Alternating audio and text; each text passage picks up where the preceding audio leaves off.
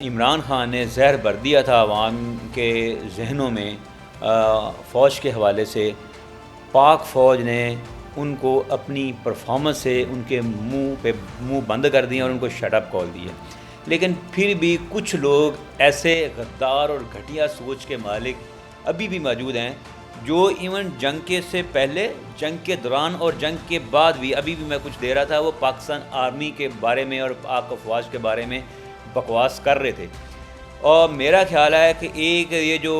بنیان المرصوص ہمارا آپریشن ہے، یہ ہم نے انٹرنیشنل فرنٹ پہ تو جیت لی ہے، اس طرح کا ایک آپریشن پاکستان کے اندر ہونا چاہیے فیصلہ کن۔ اور یہ جو گھٹیا لوگ بیٹھ کے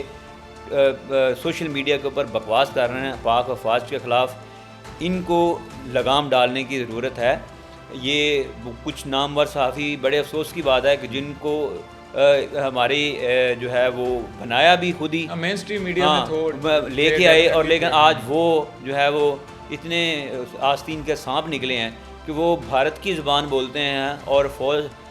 جو ہے نا اپنا مورال ڈاؤن کرنے کے لیے قوم کا ابھی بھی واٹس ایپ گروپس کے اندر ان کی آڈیوز چل رہی ہیں جو شکوک و شبہات پیدا کرنے کی کوشش کر رہے ہیں اس بنیان المرصوص آپریشن کے حوالے سے۔ اس میں فیک نیوز بھی بہت زیادہ چل رہی ہیں کہ ہمیں کسی قسم کی کوئی فیک نیوز پر جو ہے وہ کان نہیں دھرنا چاہیے۔ بالکل، دیکھیں یہ تو انڈرسٹوڈ بات ہے کہ پاکستان کی یہ بڑی کامیابی ہے، اور جس طرح کے جو کتے بھونکتے ہیں سوشل میڈیا کے اوپر، ان کو بھونکنے دیں، یہ ان کا کام بھونکنا ہے۔ اللہ تعالیٰ نے ان کو یہ بھونکنے کی